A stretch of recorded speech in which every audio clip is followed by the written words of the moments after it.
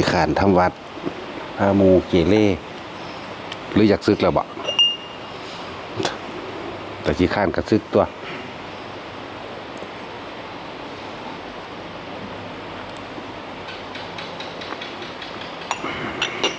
ทำทาขึ้นมาจักน้อยแล้วก็ร้อยลงไปเล่นหยอกกันถ้าอยากซึกก็ซึกตัวหนักอย่างจังได้เล่นเลยบ่ได้บวชเขามาว่าสิให้มาเล่นเด้ถ้าเป็นเน้นขาดทำวัดอยู่2 เทื่อนึงเด้ถ้าเป็นเน้นหน่อยแต่อยู่วัดสุวรรณวาสขาดทำวัดอยู่2 เทื่อถูกตีบ่ขาดอีกเลยล้างถ้วยล้างจานตะกี้มือเป็นชีหิตเบิดธรรมดาอ่ะแต่มันเป็นวัดอำเภอเนาะถ้าเน้นเห็นเองบรรทุกยางเด้อ2 เทื่อเท่านั้นยังจื้อได้อยู่เทื่อ1ถึกบ่ถึกจับได้เทื่อที่2ถึกจับได้ว่าบ่ไปทำวัดเว้ยบ่ต้องห่วงเดี๋ยวหลวงพ่อใหญ่หลวงพ่อเสือฟาดเอาเคล็ดลาบเลยอยู่หันถึง3 ปีบ่เคยขาดทำวัดอยู่2 เทื่อแล้วก็จังไปอยู่หม้องอื่นบัดนี้จังเป็นบ้านดอนกอยบ้านอื่นอีกเป็น5 ปีประมาณนี้แหละสิข้านกระซึกตัวอย่างผ้าโมเห็ดคิดว่าหัวดีสิดีบ่บ่ได้ดีเด้จนที่บอกจะอยากซื้อก็ซื้อตัวจะผ้ามูเล่นไหมบ่ได้เอาผู้ใดมาเอาใจไผเด้มาให้ฝึกวินัยมาให้ฝึกความอดความทนความพยายามตัวอยู่น้ำพ่อน้ำแม่พ่อแม่เอาใจมาอยู่นี่บ่ได้เอาใจบ่ได้เข้มข้นยังเป่ากันนั่นดอกเนาะบ่ได้เข้มข้นเด้ แต่ตี 3ต้องลุกทำบัดเอาเองแล้วเตรียมโตมาจัดอาสนะนั่นนี่เจ้าของเอาเองเป็นบ่บุจัดอาสนะเจ้าของเองหม่องตั้งบาตรเจ้าของเองก่อนที่ไปบิณฑบาตก็ไปบิณฑบาตกลับมาแล้วก็รู้จักล้างมือล้างเท้าหมู่พระเพิ่นตัวเน้นตะกี้มันบ่ได้แม่นนั่นเด้เก็บดอกไม้เก็บที่นอนปัดกวาดอุปถากพระเด้อุปถากพระ บ่ได้มันสบายแบบนี้บาทตะกี้กับบ่ได้มีสายพายเด้บ่มีเด้ถ้าลกบาทบ่มีสายพายไปจังซี่เลยโอ้ยถูกทรมานกว่านี้อีกนี่มันจักแม่หยังเวลาเขาจะใส่เขาห่อนๆก็ห่อนอยู่หั่นแล้วธรรมดาบ่อุตส่าห์เฮ็ดให้น้ำดีล่ะไปอยู่หม้องมันลำบากลงไปก็เพราะว่าเขาเคยลำบากมาก่อนก็เลยว่าอยากให้ลำบากบ่ได้แม่นหักสู่ได้ก็บ่หักแม่งจะคนเด้ เจ้าของบ่หักเจ้าของเองนั่นแหละเสียงหยอกกันแก๊กอยู่หั่นคือว่าจักหยังอีหยังนี่เนาะได้อยู่โดนเพราะเนาะเรื่องสั้นก็เฮาอยู่ในวัดสุวรรณวาส3 ปีขาดทำวัด2 เทื่อแรกถึกจับบ่ได้เทื่อที่2เบิ่งยังเจ็บ ไปยะธรรมดาว่ะกราบเลย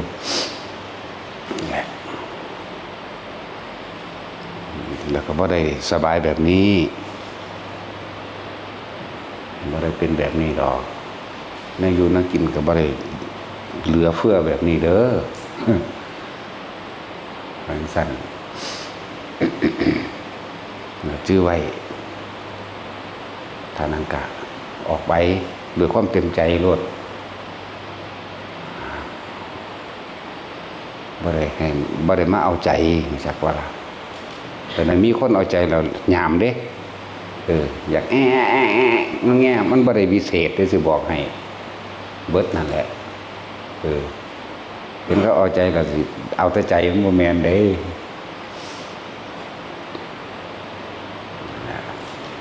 สบายสุดละอยู่นี่บวชนี่เฮามารักษาพระวินัยถ้าผู้ใดรักษาพระวินัยได้แล้วโอ้ยมันมีใช่ไปเลยครึ่งแล้วเบิดยังก็ได้ว่าแต่เฮ็ดนำพระวินัยเบิดบรรลุอรหันต์เลย อ่านเบิ่งดีๆเด้ออ่านเบิ่งดีๆมันติงไปก็บ่ได้ใจคิดก็บ่ได้โลภะเนี่ยใจคิดถ้าหยุดใจคิดออกได้แล้วโลภะก็บ่เกิดโทสะก็บ่เกิดโมหะก็บ่เกิดทั้งตัวถ้าพระวินัยตั้งอยู่พระวินัยก็คือมรรคผลก็คือนิพพานก็ตั้งอยู่เหมือนเดิมทั้งสั้นแหละจังหวะถ้าเฮาเฮ็ดไปตามพระวินัยรักษาใจตัวเดียวแค่ว่าบ่คิดนั่นนี่แล้วมันก็ค่อยๆเองหรอก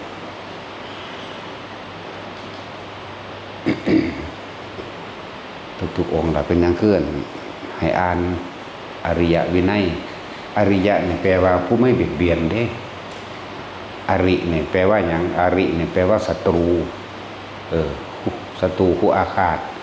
ยะมาเข้ามายะเนี่ยแปลว่าย่านดูเท่าท่านศัตรูผู้อาฆาตก็คือรู้เท่าท่านใจของเองนั่นแหละ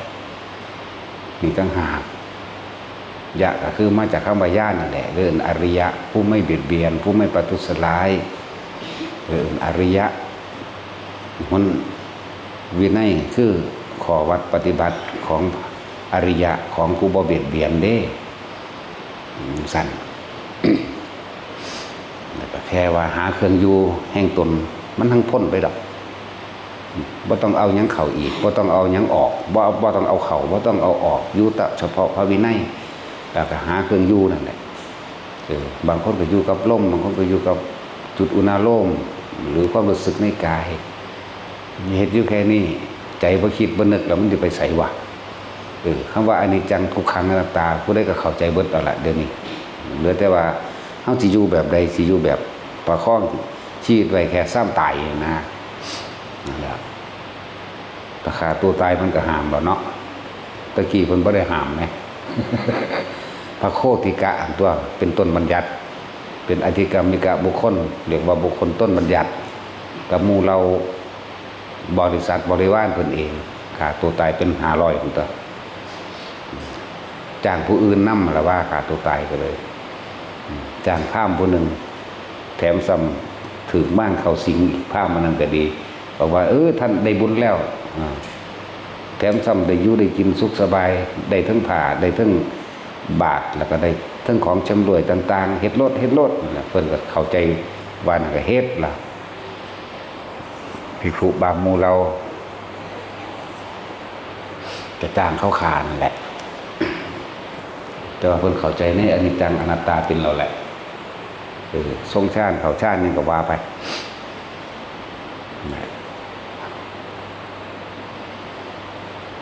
แต่ยังว่าชีวิตที่เหลืออยู่เนี่ยนะเฮาจะต้องสร้างความดีให้กับตน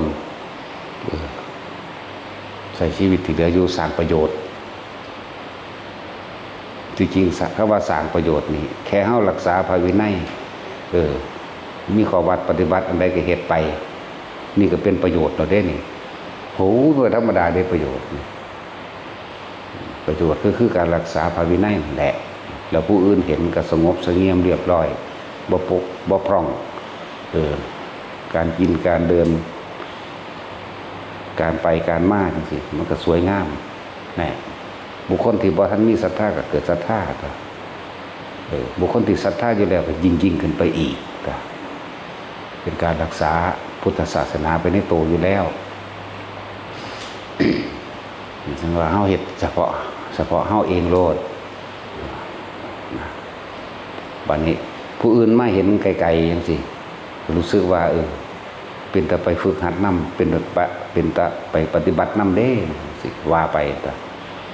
นั่นแหละสร้างประโยชน์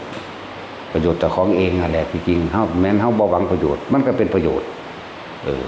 มันก็เลยเกิดกลายเป็นประโยชน์ผู้อื่นแน่ เหตุไปเถอะว่าต้องไปจำเป็นต้องไปอธิบายขยายความยังไงผู้ใดฟังดอกว่าเจ้าของปฏิบัติดีหรือบ่ดีนั่นนะเสียเวลาสร้างประโยชน์ก็จำเป็นต้องอธิบายให้คนผ่านมาเข้าใจดอกมันบ่เข้าใจยังยากดอกยิ่งประเภททั้งผ่านพร้อมทั้งอนันตริยกรรมพร้อมมิจฉาทิฏฐิอนันตริยกรรมจบเลยบ่อาจสามารถที่ทำความเข้าใจให้บุคคลทั้งหลายที่มันเป็นแบบนี้ได้เด้คนที่ยุยงสงฆ์ให้แตกแยกกันคนที่ยุยงให้คนในบ้านแตกแยกกันเอาไปมันก็ยุยงให้พระวัดนั่นผิดกับพระวัดนี้นั่นแหละอนันตริยกรรมจะไปอธิบายยังเขาฟังได้พวกนี้โคตรหนาเลยเด้หนาคักมันเป็นธรรมดาปัญญากระทึบหนากันหนาพวกนี้บ่อาจสามารถปฏิบัติธรรมบรรลุยังได้ดอกบ่อาจสามารถเลยนั่งสมาธิกับบ่ได้พวกนี้เป็นฮึดฮัดอยู่ผู้เดียวก็เป็นฟึดฟัดเป็นอึดอัดเป็นพวกคุณเพื่อคือต้องหาคนคุยทางเร็วคนพวกนี้เด้อพวกอนันตริยกรรม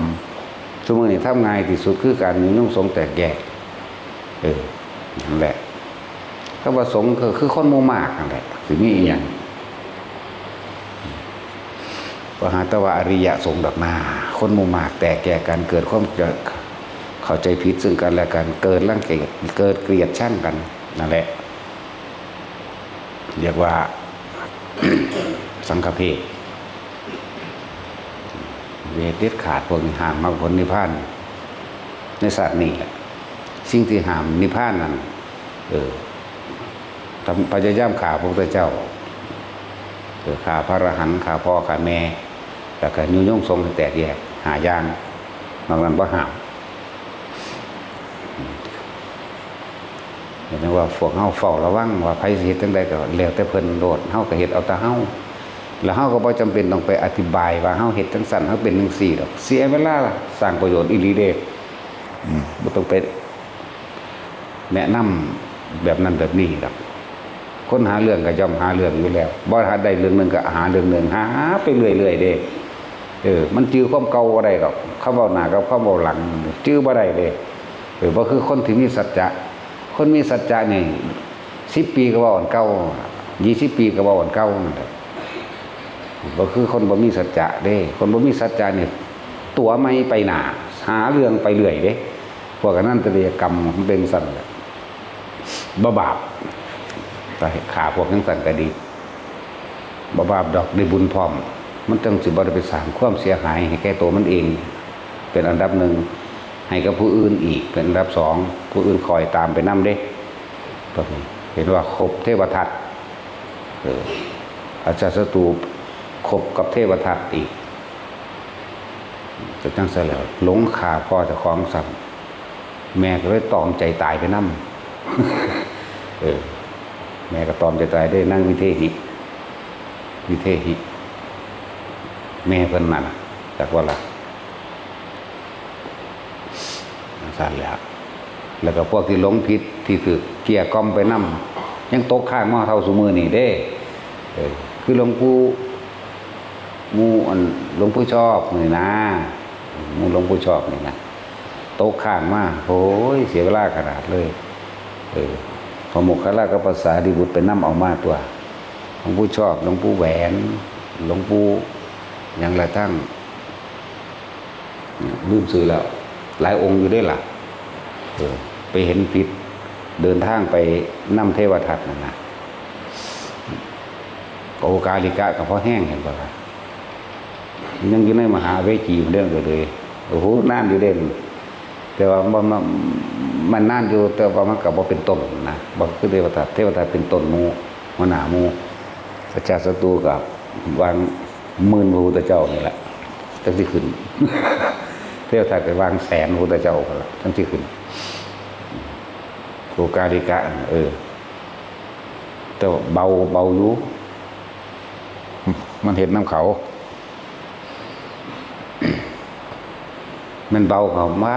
มันบรรลุพันธุ์พระพุทธเจ้าดอกเสือที่ขึ้นเนาะแท็กซี่เอาบ่มึงมันจังได้เห็นพระพุทธเจ้าหลาย เห็นหลายได้บุญหลายว่าแม่นบ่เนาะ จังบอกว่าแต่ละคนเฮาก็เทศประจำอยู่ดอกว่าอาเสวนาจะพาละนั่งอาเสวนาแปลว่าอย่าไปเว้าพาละนั่งกับคนพาลอาเสวนาจะพาละนั่งอย่าคบคนพาลอย่าเว้าอย่าสนทนาจะติดตามแม้มีเรื่องเฝ้าหนีโลดคุยนิดหน่อยทักทายพอนิดหน่อยแล้วหนีโลดเสวนาจะพาละนั่ง เขามีจุดหมายเดียวเด้อนิพพานเท่านั้นอย่างอื่นบ่มีคือบ่กลับมาเกิดอีกอย่างเดียวเขามีจุดหมายเดียววิธีปฏิบัติทั้งก็เฮ็ดอยู่วิธีเดียวนี่แหละรักษาลมแน่รักษาความรู้สึกในกายแน่นี่อย่างนี้เฮ็ดไปหั่นแหละจนเท่าตายบ่จะตายมันแรงของลมคือเก่าล่ะคนใจสิขาดมั้ยคนเกิดก็เกิดน้ำลมใหญ่มาน้ำลมนี่แหละเนาะบ่สิตายก็เบิดลมได้ล่ะนี่ไปใส่เรื่องนี้อะเขานั่นนะแต่ถ้าคนฝึกตนดีแล้วนั่นมันบ่มีปัญหาดอกฝึกเจ้าของอยู่ตลอดคือพวกเขาฝึกอยู่เดียวนี้นะดิวดีเงียบไปเลยกับลมจากก็อย่าลืมด้วยอานาปานาสติอานิสงส์ใหญ่อานิสงส์มากอานิสงส์สูงสุดเด้บุคคลผู้ใดก็ช่างที่ทำให้บ่อยทำให้มากทำให้ชินทำให้เป็นดุจดังยานที่จะทำเวทนิยธรรมสามารถละความรู้สึกเวทนีนะแปลว่าเวทนาแปลว่าความรู้สึกนั่นแหละทั้งพอใจและไม่พอใจแม้กระทั่งการอุเบกขาเรียกว่าวิทิฏฐธรรมได้อรหันต์ในขณะที่มีชีวิตอยู่พวกทำเต็มร้อยสิซ่าหรือสิเร็วก็ขึ้นอยู่กับการเล็งของตัวเองนั่นแหละพวกทำ75%ได้อนาคามีจักว่าล่ะจังสั้นแหละมันเป็นลำดับของมันอยู่ดอกอันนี้เว้าให้เกิดความเล่าใจเกิดความมั่นใจ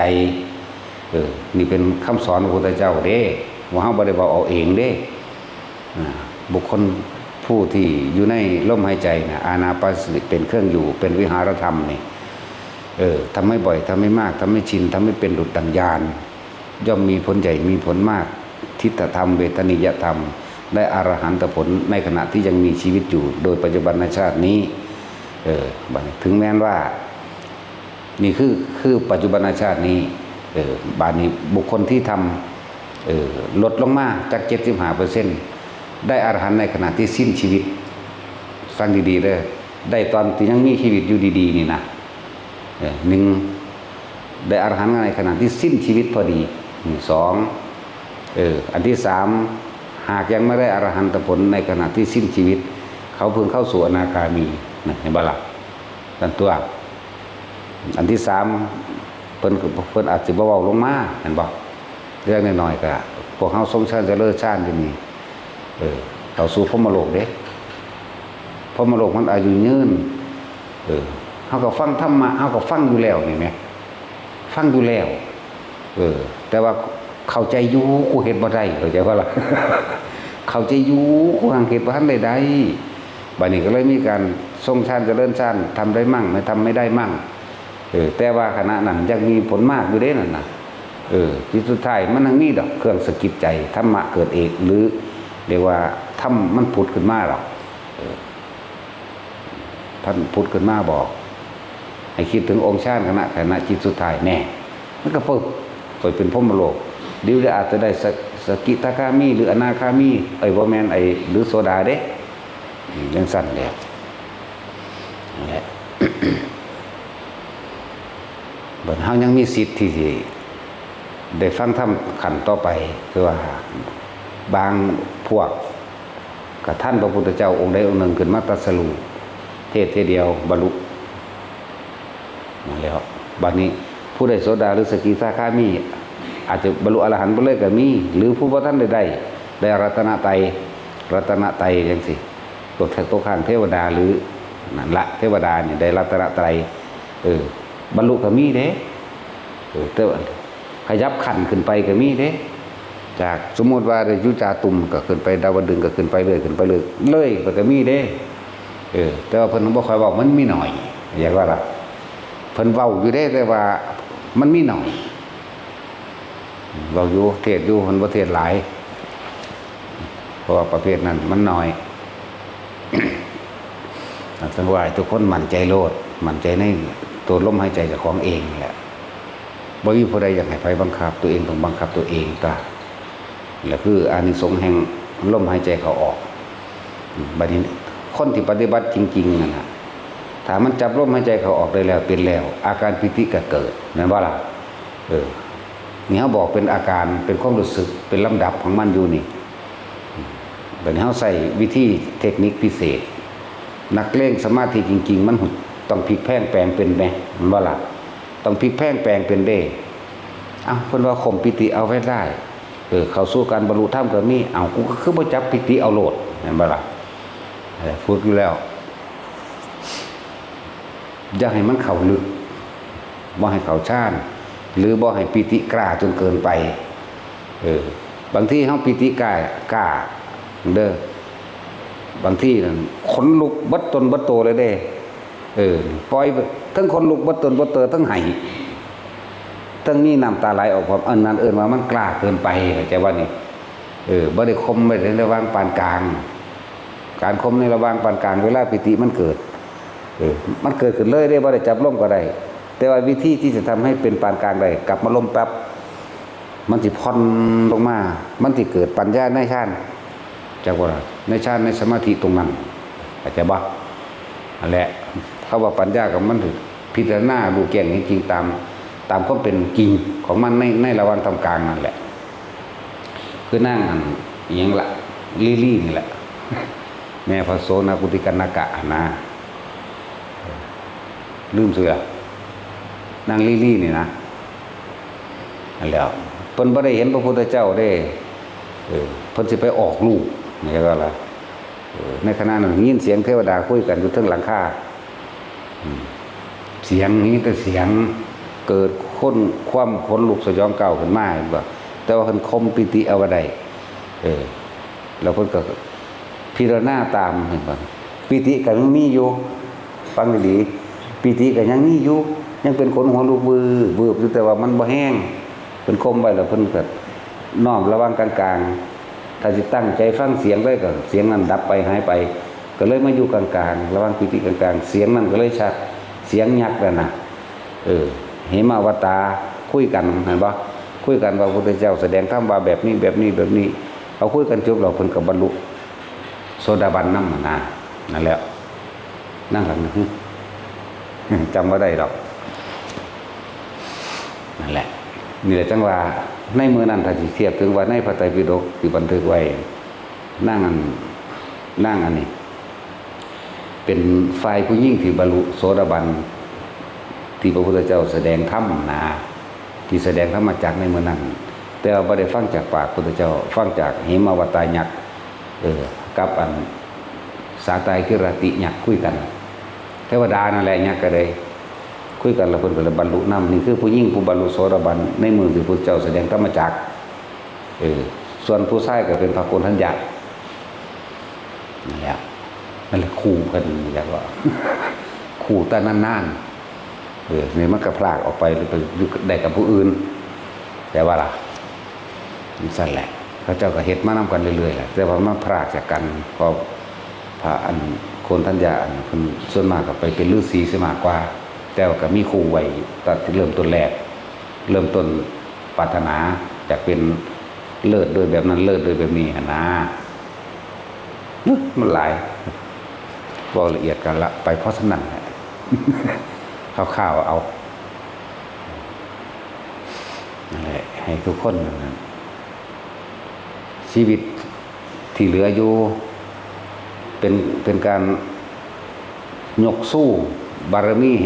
ให้กล้าขึ้นให้แข็งแกร่งขึ้นก็เลยว่าให้ทุกคนทรงพรหมวิหาร4คำว่าทรงนี่บ่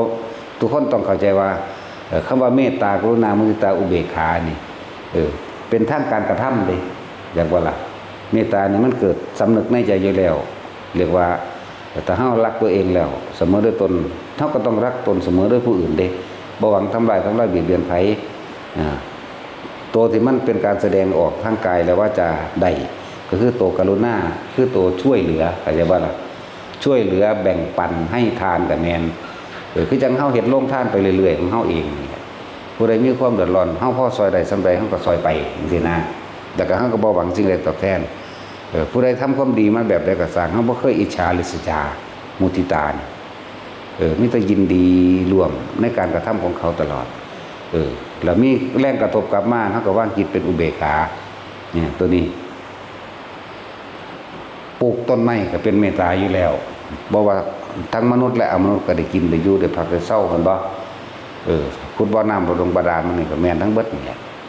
หรือสร้างถนนหนทางมันก็เป็นกรุณามุทิตาอุเบกขาอยู่แล้วเวลาเขาปลูกต้นไม้ผลไม้กินได้มดแดงก็กินได้แมงบงก็กินได้เพี้ยก็กินได้ทุกอย่างคือเขาบ่ได้ใส่ยาฆ่าแมลงเขาบ่ได้ขับไล่นะแต่ที่อีกอันหนึ่งเด้อภูมิเทวดาลุกขะเทวดาหรือบางบทยังก็แล้วแต่สิว่าไปดอก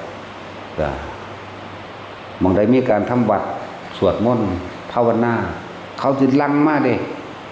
แสงสว่างในจิตใจของภิกษุสงฆ์สามเณรองค์นั้นๆดึงดูดญาติมาก่อน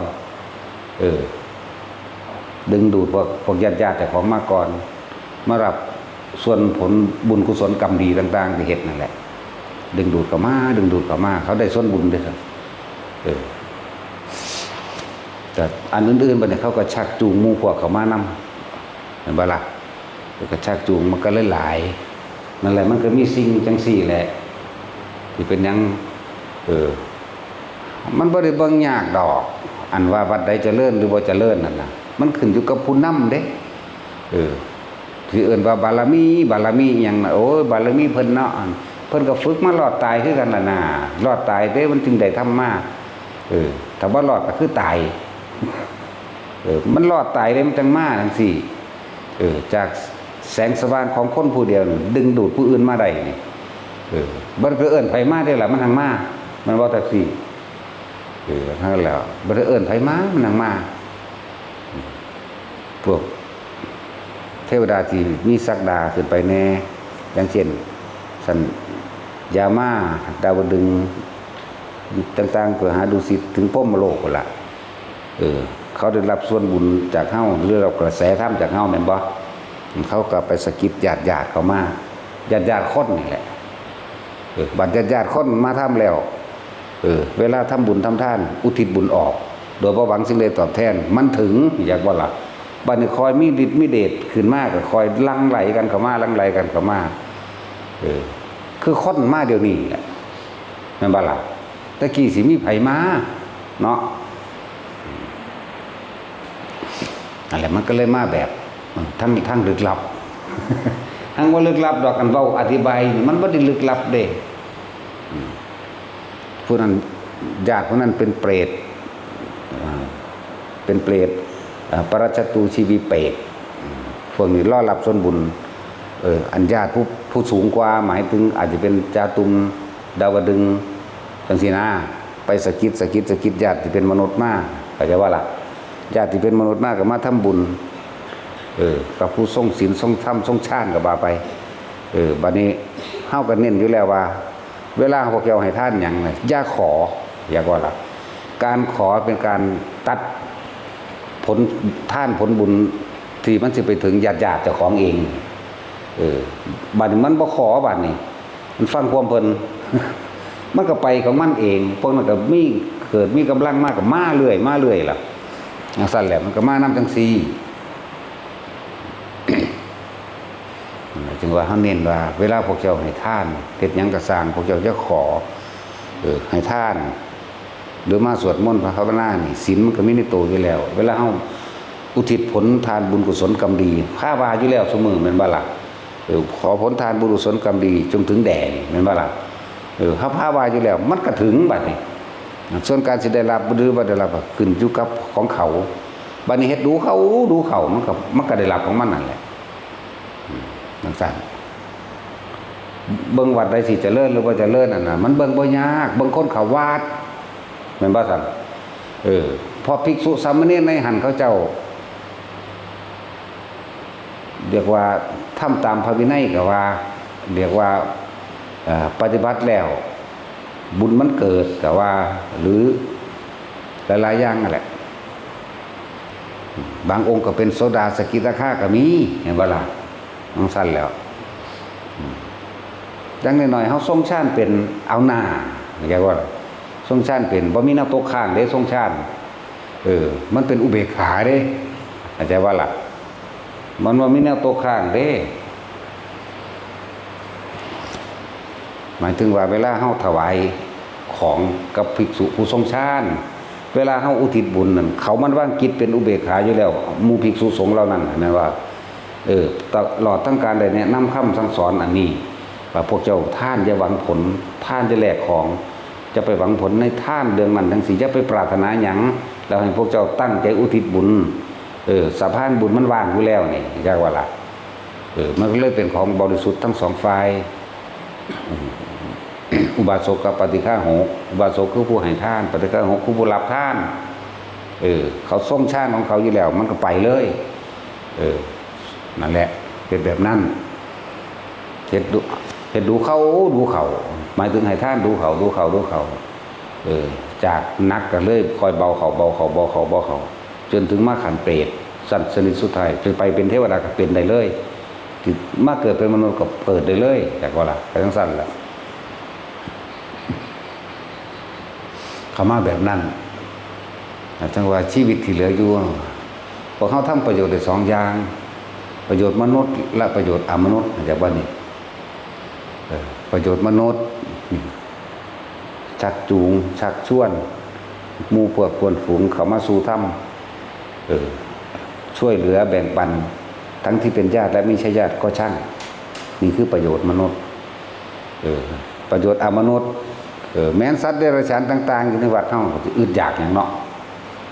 หมาก็บ่ได้เอิ้นมาจักมันมาแมวยังหลายแต่บุเนาะตั้ง30กาก็บ่ได้เอิ้นเด้มันเป็นร้อยมันว่าซั่นมันจะทางใดแมวก็จักผู้ใดเอามาออกลูกจากภาคอยู่ได้นี่หามันเอ้ยทั้งซั่นแล้วนั่นแหละคนหมู่นี่แต่ว่านี่ก็มานี่แหละประโยชน์โลกนี้แล้วก็ประโยชน์เทวโลกก็มีสัตว์ตัวมันบ่ได้เบิ่งยากเด้วัดใดที่มันเสื่อมมันส้มเลื่อนลงทั้งที่มีภิกษุอยู่น่ะแม่นว่าล่ะวัดเศร้าหมองเพราะว่าหยังผู้อยู่ในวัดนั่นบ่พากันฝึกหัดปฏิบัติอีหยังมันสิเอามันหยังมาเหลื่อมใสของที่มีอยู่ก็เสื่อมส้มเศร้าหมองลงไปเพราะว่าบ่เฮ็ดตามพระวินัยคนบ่ก็บ่ค่อยเข้าสิเอาหยังไปเข้าเนาะมันบ่มีแนวดึงดูดมันบ่มีแม่เหล็กแหมใจความสว่างภายในใจนี่พวกเฮาบ่เห็นนี่มันกระจายจ้าออกไปมันก็คนก็เข้ามาตัวบัดนี้ภิกษุองค์นั้นอยู่ในวัดนั้นบ่เฮ็ดอีหยังก็คือคนธรรมดาดีบ่ดีเลวกว่าอีกเนาะมันจะเอาหยังดึงดูดมากซั่นคนตายแถวนี้เห็นแลนมานี่เบิดนั่นแหละมานี่โลดปั๊บพออย่างเสียงสวดมนต์เฮาก็มีอยู่ซุมื้อแล้วก็ภิกษุทั้งหลายสิอยู่ในนี่หรือคนก็ตามทรงฌานอยู่ตลอดเอามันเป็นแสงสว่างออกเด้ซึ่งว่าผู้ทรงฌานใหญ่ๆแน่หรือว่าแจ่มแจ้งแน่แล้วสิเปรียบเทียบก็คือดวงจันทร์จังซี่แหมนอกนั้นก็มีอยู่กระพริบนิดๆหน่อยๆก็สร้างเหมือนดวงดาวมีจังว่าล่ะจังซั่นแหละเขาเห็นหม่องใดมันสว่างเขาก็มามองหันตัวเนาะห้วยหม่องใดมีอยู่มีกินก็ไปมองหันตัวเนาะจังซี่มันสิไปอยู่หม่องอดอยากบ่มีก็บ่มีเอาหยังให้กันตรงนี้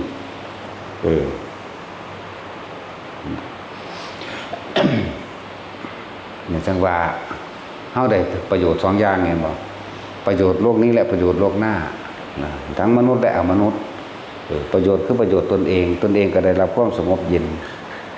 อันว่าซั่นบุญเกิดอยู่กับตัวเองตลอดบุญคือความสงบ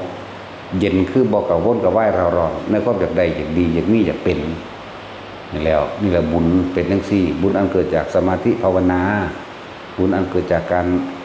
สมถะภาวนาสมาธิภาวนาทรงฌานเจริญฌานนี่บุญอันเกิดจากสิ่งนี้บุญตัวนี้เป็นนามธรรมบุญตัวนี้ตาเฮาบ่เห็นได้แต่ว่าตาในมันเห็นอยู่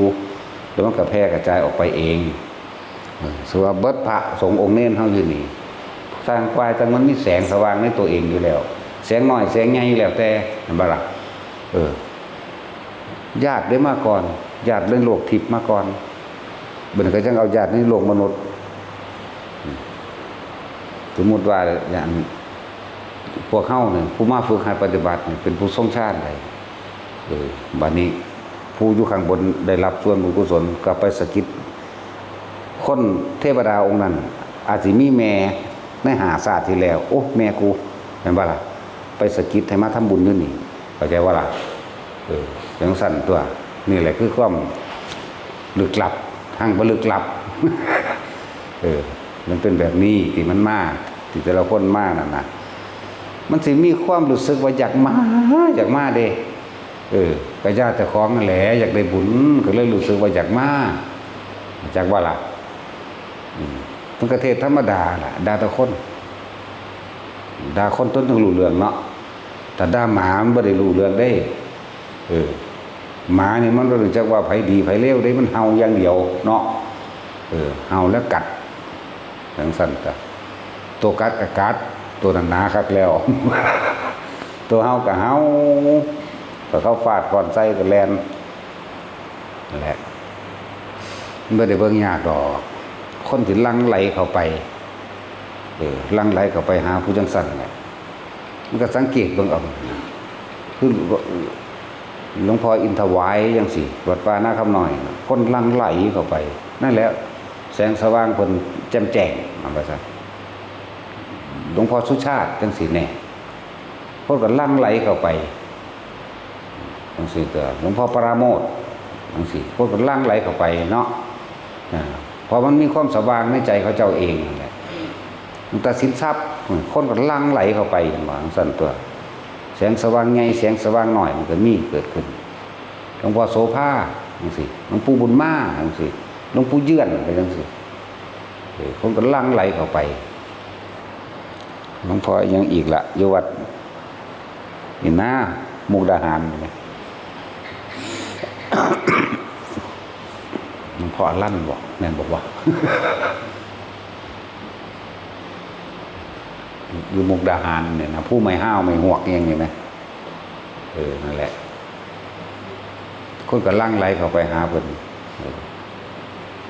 เบิ่งอยู่ซื่อๆเขาสิไปเด้เนาะพวกเทศบักหลายๆอยู่นี่ก็มีหลายอยู่เด้คนคือบ่ไปพี่มันอยู่ทางในพี่อยู่ในความบริสุทธิ์ใจของผู้เพิ่นเป็นผู้นำหมู่พี่เด้จากว่าล่ะขนาดบางพวกได้รับมรดกจากครูบาอาจารย์อุปชาตายเนาะได้รับวัดบากใหญ่วัดก็เศร้าหมองบ่มีคนเข้าบ่มีคนทำความสะอาด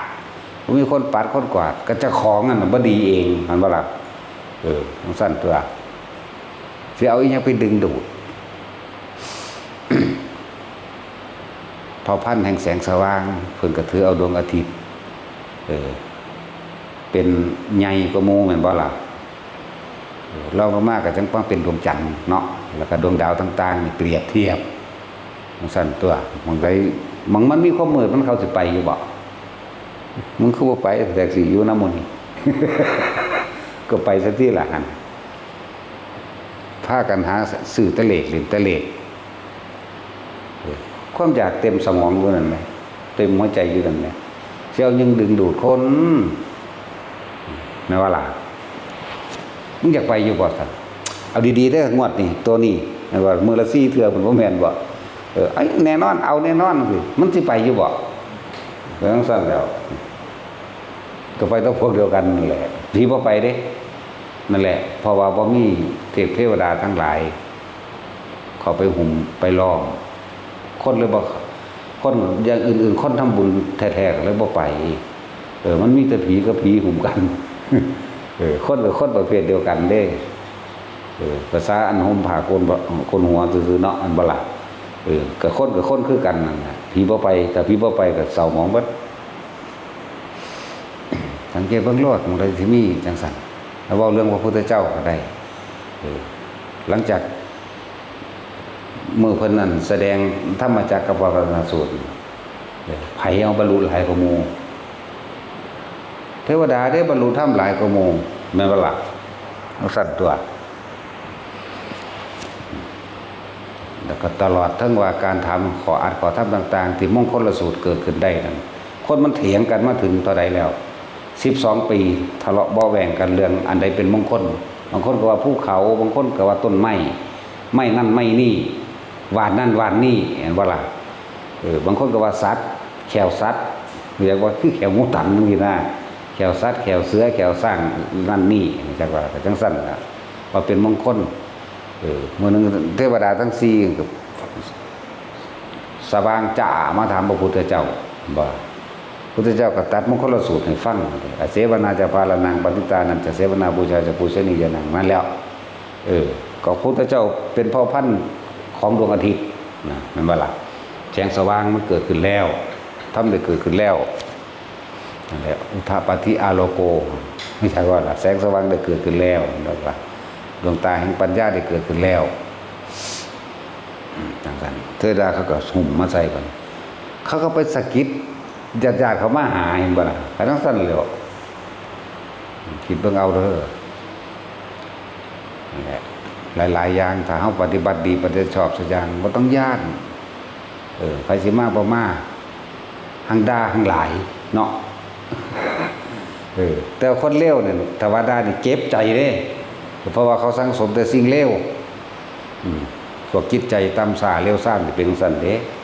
บ่ได้รู้จักว่าโอ้ยศูนย์เพิ่นกูก็ศูนย์นอนนี่บ่ได้คิดว่าสิเอาออกเด้บ่ได้กำหนดรู้เด้บ่ได้กำหนดรู้ว่าเจ้าของกำลังทุกข์กำลังโมโหกำลังเครียดมีแต่สิกำหนดว่าเฮ็ดใดกูสิเอาคืนได้เท่านี้นึงดินั่นแหละคือนิสัยอุปนิสัยสันดานของเขาสะสมแต่แนวเลวเขาเว้าดีปานใดก็สร้างกูสิหาแนวเลวๆนั่นล่ะมาขัดงานจักว่าล่ะสั้นมันบ่ได้เกี่ยวกับห่มผ้าเหลืองดอกห่มผ้าเหลืองดีแน่จักน้อยว่าได้รักษาวัดไว้จักน้อยก็ได้นอนเฝ้าวัดเปรียบเสมือนตุนดังว่าคนรับจ้างเลี้ยงงัวพอได้กินขี้งัวแล้วนั่นแหละหลังจากกินขี้งัวดมโลกมนุษย์แล้วก็ลงไปกินทานไฟอยู่ในโลกันตนรกอันเรื่องจริงเด้นี่บ่แม่นเรื่องปลอมเด้นี่แต่เขาก็มีอานิสงส์อยู่นะอานิสงส์เขาได้สร้างสมอุปนิสัยในทางบวชฮอดเวลานั้นเวลานี้มันเป็นอยากบวชโลดแต่ว่าทางปัญญาเนี่ยจักมันสิจังไดกันแหละของไผของมันนั่นน่ะ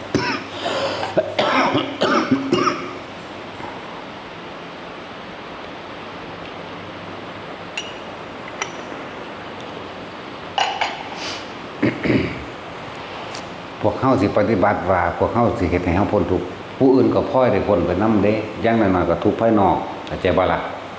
คือว่าแต่ละคนอาจจะได้โสดาสกิทาคาหยังก็แล้วแต่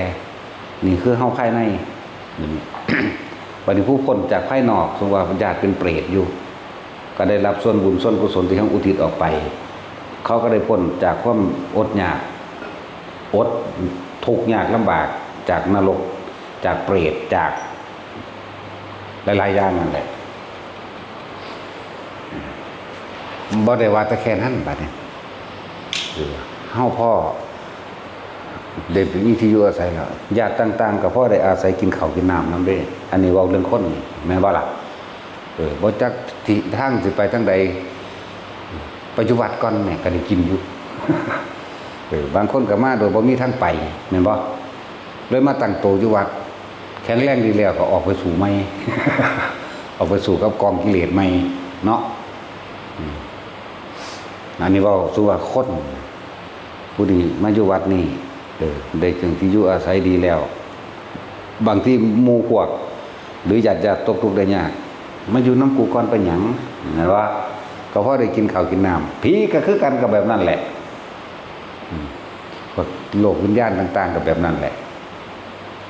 บ่ได้ตั้งแต่คนเด้บ่จักสินั่นแหละตอนนี้คือว่าเมสซี่ผู้ใดผู้หนึ่งฟังธรรมเข้าใจธรรมะรู้ดีแล้วปึบสักส่วนหมู่มากก็แบบนั่นแหละแต่ว่านี่สักส่วนหมู่มาก างที่หมู่ตกทุกข์ได้ยากอยู่นำหม่องหลายอันหลายหม่องล่ะหม่องนี่ดีเด้เป็นที่สัพพยะเด้เป็นที่สบายอันนั้นอันนี้สะดวกก็ส่วนกันมาตัวผีมันก็ส่วนแบบนั้นแหละแล้วก็ล่ะมันบ่ได้ต่างจากคนเด้ บางที่ก็ได้เป็นที่พึ่งพาของลูกของหลานนั่นบ่ล่ะเขาตกทุกข์ยากจังซั่นจังซี่บ่มีข้าวตู้ข้าวกินจังซี่ก็ขอแน่อันนั้นอันนี้แน่สงเคราะห์แน่เฮาก็ให้แหมก็นี่แหละก็แบบนั้นแหละพอเข้าใจบ่เนี่ยอ่านชีวิตออกบ่นี่ แม่นบ่ล่ะแล้วบัดนี้คือว่าผู้นั้นมาเขามาอยู่ในวัดล่ะตัวเองก็ปฏิบัติดีขยันมันสวดมนต์ภาวนาทรงสร้างเป็นนั่นนี่เป็นคนบ่มักตำหนิติเตือนผู้อื่นเป็นคนบ่หยังเบิ่งไปคนที่เขามาฝึกหัดปฏิบัติทำกันก็อยากอยู่ใกล้เด้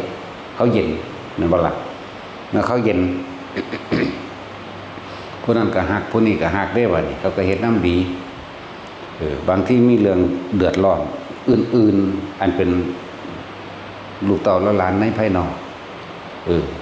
เกิดความทุกข์เขาก็ซอยได้ล่ะแม่นบ่เขาบ่อยากให้ลำบากใจบ่อยากให้ทุกข์คือจังหมู่พวกเขานี่ล่ะผู้นั้นเป็นนั่นเป็นซอยกันเด้ก็แบบนั้นแหละโอ้เฮ็ดจังได๋ลูกตกทุกข์ได้ยากขอมาอยู่พึ่งพาอาศัยน้ำแน่ก็ได้อยู่เนาะกับผู้มาอยู่ก่อนปฏิบัติดีก่อน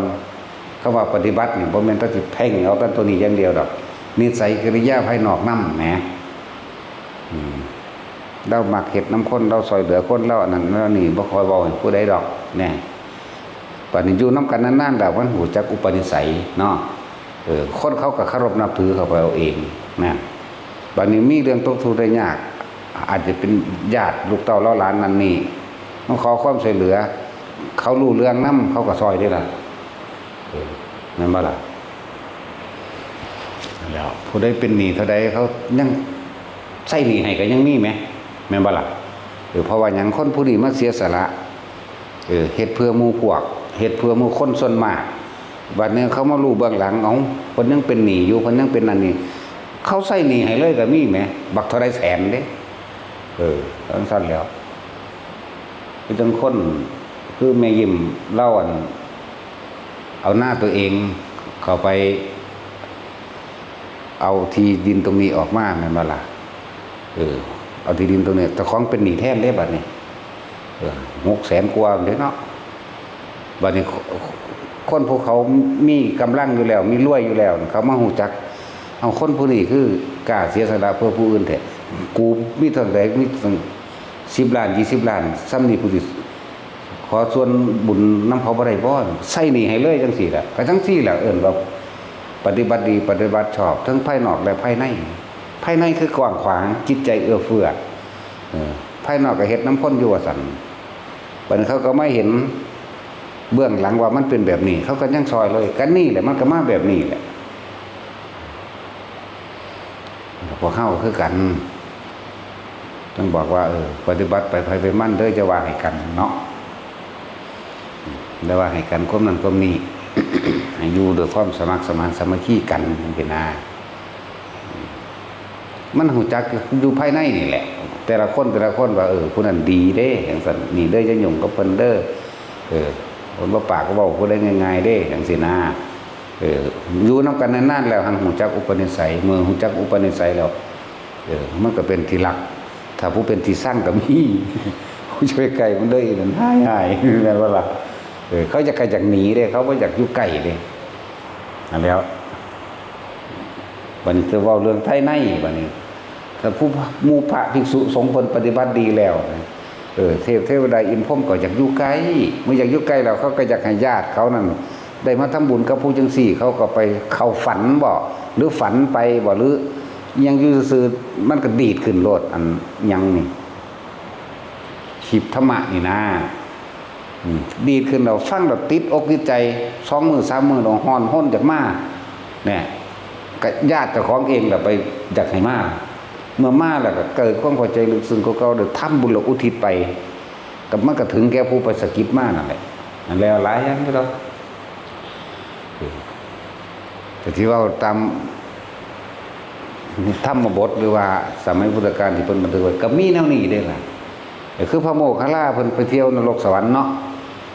โอ้ยบอกญาติผู้ขาทำบุญมาให้นี่เด้อแน่แต่ยังมีอยู่ไหมผู้นั้นเป็นเปรตผู้นี้เป็นนั่นเป็นนี่บางทีไปหาเทวดาบอกว่าพวกมนุษย์ทั้งหลายมีโอกาสแล้วอย่าพากันประมาทเด้อให้ทำบุญนั่นอันนี้อุทิศมาให้เนี่ยคือกันอุทิศมาให้แน่หรือว่าทำบุญอันนี้อุทิศนะหรือว่าลูกไปเป็นเทวดาแม่เสือกไปเป็นเปรตก็มาสกิดกับฝากพระคุณเจ้าองค์นั่นแหละว่าขอให้ลูกหรือว่าขอให้ญาติทำบุญอุทิศไปให้ผู้ดีแน่นี่มันก็เป็นทั้งสี่แหละแล้วจังว่าปฏิบัติไปเถอะสละออกอย่างเดียวบ่เอาจากอย่างในใจเฮานี่คือบ่อยากได้หยังบ่อยากเป็นหยังนะจึงบอกให้แต่ละคนว่าเวลาเฮาทำบุญทำทานเด้ออย่าหวังผลในทานอย่าไปคิดกังวลในความอยากได้และอยากเป็นกับมันดอกนั่นแล้วแต่ว่าหวังผลในทานบ่มีจิตผูกพันในผลทางทานแล้วบ่มีการสังสมความอยากได้อยากดีอยากมีอยากเป็นหยังแล้วการอุทิศผลทานบุญกุศลกรรมดีมันก็เป็นไปของมันเองมันก็ไปถึงกับญาติผู้ถึงทุกขั้นได้รับแล้วก็รับผู้ว่าท่านได้รับมันก็ข้างอยู่หันแหละดูเข้ามันก็มีกำลังของมันเองสั้นแล้ว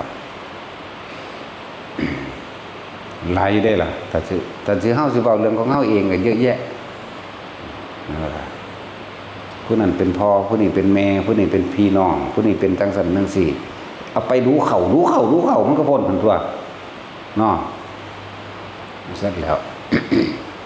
อย่างเฮาอ่านมาในประวัติหลวงปู่จันทราเพิ่นซอยแม่เพิ่นพ้นนรกเนาะหลายปีเติบอยู่เด้ล่ะอยู่ในโลวะนรกพุ่นน่ะเขาก็โอ้ย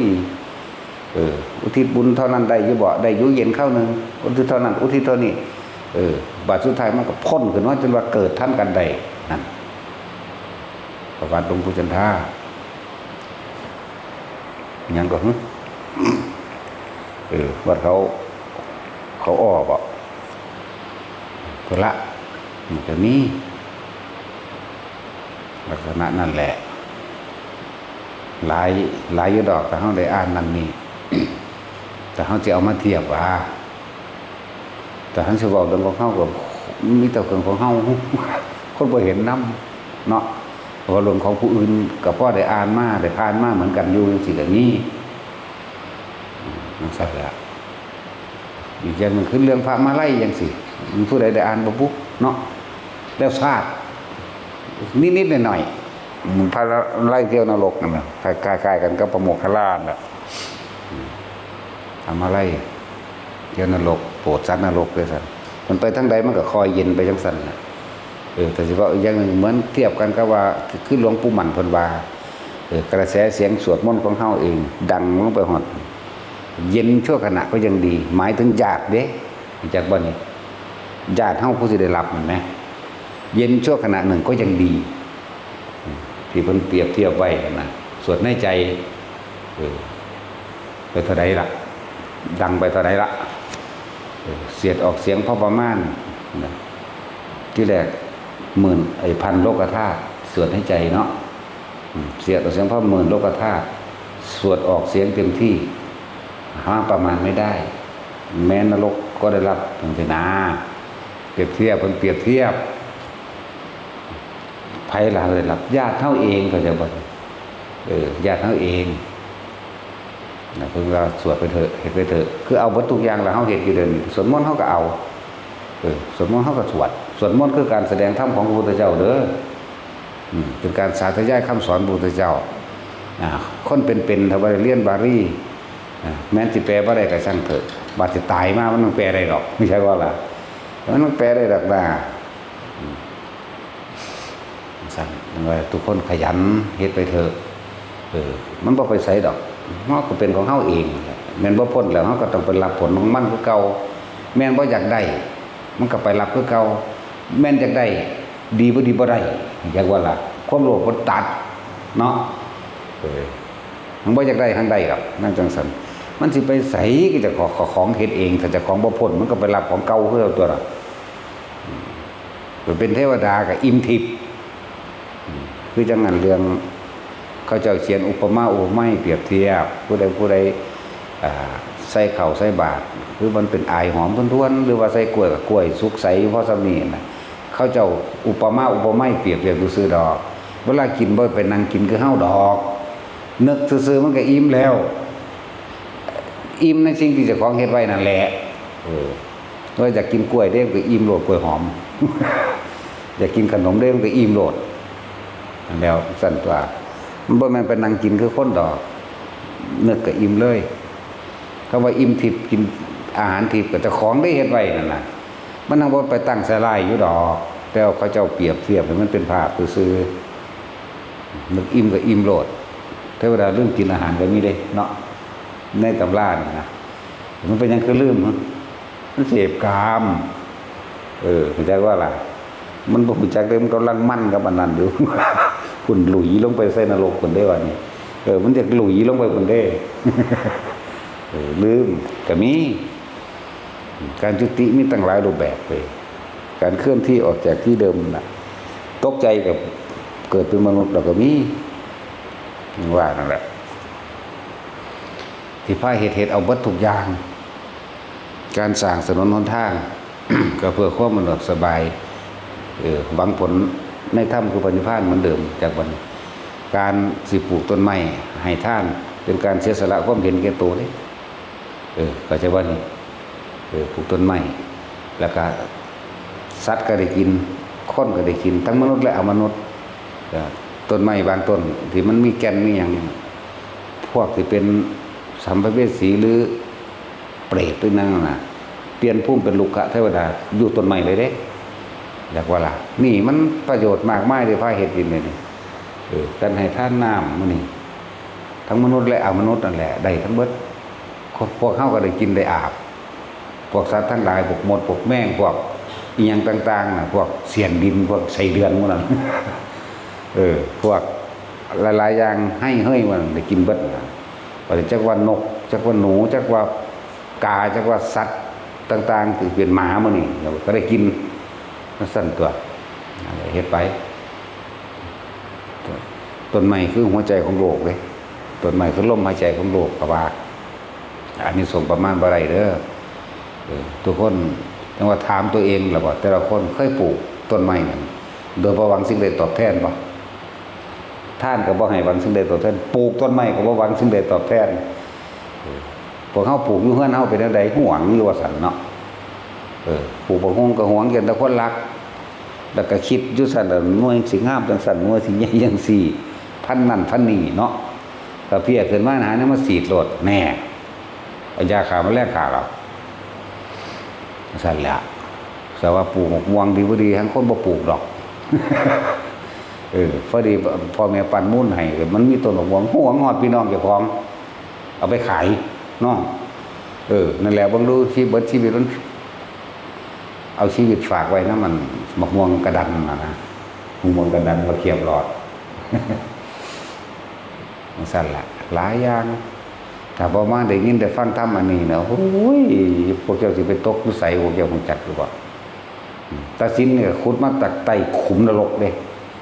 จากว่านรกมันมี8แต่ว่าตาสินอยู่16 คิดว่าตายแล้วสิไปใส่เนี่ยไม่ได้รู้เรื่องหยังแม่นเบิดละมื้อนี่ขุดมาจากขุมนรกเบิดนั่นแหละเพิ่นเข้าใจว่าไปทำบุญกับไปตะวันพระหากบ่แม่นไปทำบุญไปเว้าพื้นกันเป็นตั้งปิ่นโตไว้แล้วปุ๊บหรือว่าบางสู้ว่าพวกไปทำวันศีลวันพระตะกี้เนาะบ้านๆเนาะตั้งบาตรเลี้ยงไว้เด้แม่นบ่ล่ะเอาข้าวใส่ปักๆๆๆทั้งคุยกันไปน้ำสวงช้างอยู่แม่นว่าล่ะบ่พื้นกันเว้าเดี๋ยวก็เว้าอวดผัวบางทีก็เว้าพื้นผัวเนาะอวดลูกอวดเมียไปก็ดีสวงช้างใส่กันนี่มันบ่เป็นไปทำบุญดอกอันนั้น มันบ่เป็นบุญบุญคือความสงบภายในใจเจ้าของเพิ่นนี่แหละจังว่าผู้ใดมาหม้องนี้ให้เบิ่งตัวอย่างเด้ให้เบิ่งผู้อยู่ก่อนเป็นตัวอย่างเด้บ่แม่นดอกๆเล็กๆจากย่างโบยหุ่นเบ้พี่หรือคุยกันอุ้มอิ่มนี่มื้อนั้นอาดุลกับอันตะโหบอกถึกให้ขนาดมาโดนแล้วได้นั่น อ้ยยังบ่มีสมองอยู่เนาะคุยกันอุ้มอิ่มอยู่ว้ายคุยหาแมงยังโดดเด้ สั้นๆแล้วอยู่นี่เฮานั่นน่ะคือจังนั้นเฮาตอนถวายพระเขาจังหันหนึ่งเนาะพวกบ่มีหน้าที่หยังเบิ่งลมหายใจเจ้าของพวกนั่งกันเบิ่งลมหายใจเจ้าของอยู่หั่นแหละจับจุดอุณหภูมิทรงชาติเจ้าของเองอยู่หั่นพวกมีหน้าที่ถวายถาดพระเขาอาหารก็เฮ็ดไปพวกมีการส่งก็ส่งไปพวกรับก็รับไปบ่แม่นมาคุยกันอุ้มอิ่มเด้โทรศัพท์ก็บ่ให้เปิดอีกนั่นแหละเพราะว่าอยากให้มันเข้าใจอยากให้มันเป็นมันต้องเป็นบุญแท้ๆเรียกว่าอันที่เฮาเห็นอันทั่วไปนั่นน่ะไปเว้าพื้นกันอยู่ในวัดนั่นแหละพวกกันแม่ค่อยจะถาดว่าเขาก็จะสิร้อยเอาแน่ก็มีอยู่ให้หั่นแหละเนาะทั้งที่ก็จมมาเนิ่นถาดนั่นแหละอันนี้จักเอามาหยังนี่จังซี่ก็เอามาทิ่มหั่นว่าเด้เนาะจังซี่ก็มีแล้วก็เว้าพื้นกันที่มีหยังเด้ถ้าว่าจัดดอกไม้ไหว้พระซั่นแต่ผู้ใดผู้หนึ่งจัดแต่ก็บ่แล้วต้องกูนั่นซะแล้วสิเป็นอยู่บ่ล่ะนั่นแหละบอกให้ได้รู้ได้เลยว่าเจ้าอาวาสวัดนั่นน่ะมันบ่ได้อบรมสั่งสอนอุบาสกอุบาสิกาผู้เข้าไปฝึกหัดปฏิบัตินำแม่นบ่เอาหัวหน้าเป็นแนวใดลูกน้องก็เป็นคือกันนั่นแหละอุปนิสัยแนวใดก็ได้นั่นแหละนั่นแหละคบกับใครย่อมเป็นเหมือนดุจดั่งบุคคลผู้เป็นเช่นนั้นแหละอีหลีเด้แม่นบ่ล่ะอยู่นี่ถ้าบ่ได้นิสัยเฮาก็ไล่หนีโลดเด้เวลาทำหยังก็สร้างก็ทำจริงๆเวลาคือให้อันใดมาฮู้ว่าอันใดควรอันใดบ่ควรเด้แต่คนที่มาทางอื่นเฮาให้โอกาสอยู่เทื่อนึง2เทื่อแต่ก็ฉลาดนี่ล่ะเบิ่งเขาคือเงียบแท้เนาะถ้าผู้อันมากก็สังเกตเบิ่งผู้เขาอยู่ก่อนตัวบ่แม่นลูกย่างพุ่นลูกย่างพี่คือบักอันนั้นเป็นไป2เทื่อกลางคืนมาก็จักฟุกๆฟิกๆไปพุ่นกลางเช้ามาก็ฟึดๆฟัดๆเดี๋ยวก็ไล่พุ่นตัวซั่นแล้วคือ2เทื่อแต่ที่3ก็ให้ไปบ่เบิ่งหมู่บ่บ่ตกบ่เบิ่งบ่เขาคือตุกหุบยิบๆอยู่ของไผของมันแท้เนาะซั่นแล้วผู้มีถวายจังหันจังหยังก็เฮ็ดไปผู้ทรงเอาล้อมาไว้ก็เอานั่นผู้ขนขึ้นขั้วก็ขนขึ้นไปตัว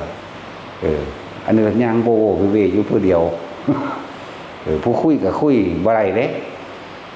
ให้โอกาสอยู่อันคุยทั้งเทื่อกับว่าเคยได้เนาะซะเลยนั่นแหละเบิ่งผู้เขาเจ้าอยู่ก่อนตัวนั่นแหละวัดใดก็สร้างคุยกันถึงกันดีบ่ดีเจ้าอาวาสส่วนหมู่คุยบอกพื้นคนซ้ำเนาะเอามันแนวนั้นเอามันแนวนี้ไปเลยเด้อันนั้นแหละมันบ่งบอกถึงว่าผู้นำมันเองบ่มีศีลบ่มีธรรมผู้นำบ่มีศีลผู้นำบ่มีธรรมเด้นั่นน่ะเพราะฉะนั้นก็เจริญคนเขาเป็นร้อยเป็นพันคือเฮาตัวเนาะดังนั้นโอ้ยวิตผีกับผีอยู่นำกันจังซั่นแล้วมันสิเอาอีหยังไปเนาะ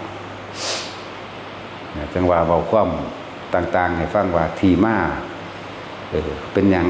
วัดว่าอารามของเขาเจ้าคือเจริญคือรุ่งเรืองคนก็หลายคนก็หลายแล้วคนหลายๆเนี่ยเขาเจ้าคืออยู่นำกันได้เห็นบ่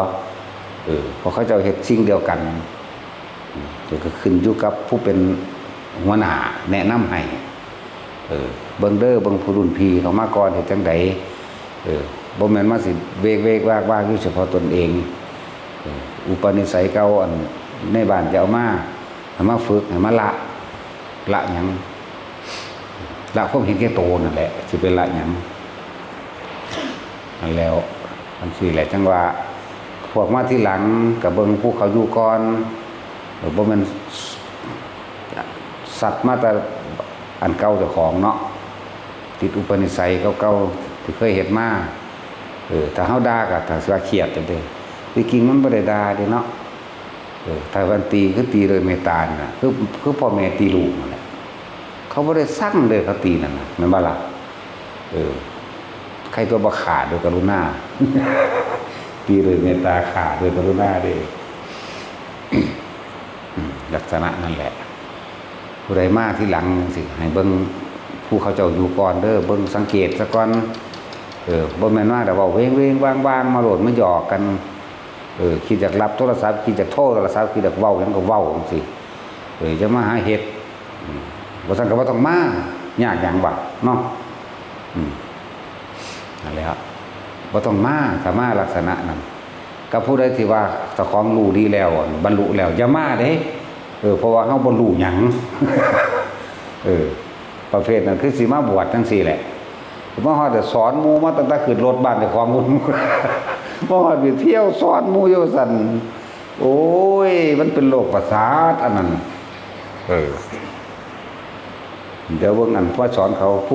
ผู้ถือสอนมันนั่งเฉยอยู่กับเบิ่งลมเขาเนาะทั้งนั้นสอนเขาอยู่ว่าซั่นโอ้ยหาเลยบ่ได้บวชซ้ำไปล่ะเพราะว่าบ่มีผู้ฟังบวงวิปริตจังซั่นแล้วก็บอกไว้ก่อนถ้าผู้ใดดีแล้วจะมาเด้นั่นแหละแต่ว่าแต่ของบรรลุนั่นรู้จักนั่นรู้จักนี่แล้วบ่ต้องมาอยู่เจ้าของโลดหมู่สิปวดหัวอยู่น้ำหมู่บ่ได้นี่นแหละแต่ว่าเบิ่งรุ่นเก่าๆเบิ่งรุ่นพี่หมู่ภิกษุสงฆ์กับเบิ่งรุ่นพี่คนที่มาใหม่กับเบิ่งรุ่นผู้อยู่ก่อนนั่นแหละรุ่นพี่นั่นแหละเขาเจ้าคือเงียบแท้คือบอกตะครูนี่บ่นี่ก็สิบ่คิดบ่เนาะถ้าหลวงพ่อได้วากใส่นั่นแสดงว่าเพิ่นฮักกว่านี้น่ะจังบอกเนาะถ้าเพิ่นสั่งนี่ขาเลยเด้ นั่นแหละสิไล่หนีเลยเด้นั่นแหละขาไล่หนีเลยมันขาบาดข้อดอกไล่นี้นี่เจ้าบ่มีโอกาสได้มาฟังแบบนี้หรือเจ้าไปหาหม้องอื่นโลดก็ได้แล้วแต่คือหม้องนี้มันบ่ดีแล้วล่ะไปหม้องอื่นนะก็หมายเอาแหละ หลายอย่างที่คนบ่ได้เลยเข้าใจตัวเองคือพวกรู้หลายๆเนี่ยรู้แต่ผู้อื่นเนาะทางบ่รู้เจ้าของเด้เอาแต่ความรู้จำนั่นแหละมาเว้าให้ฟังแต่มันอยากทำมากก็คือกันผู้ใดบอกเก่งเขาปล่อยเบาได้อ๋ออย่างนั้นแหละอย่างนั้นแหละดีแล้วเด้นั่นแหละเอาสมาทาน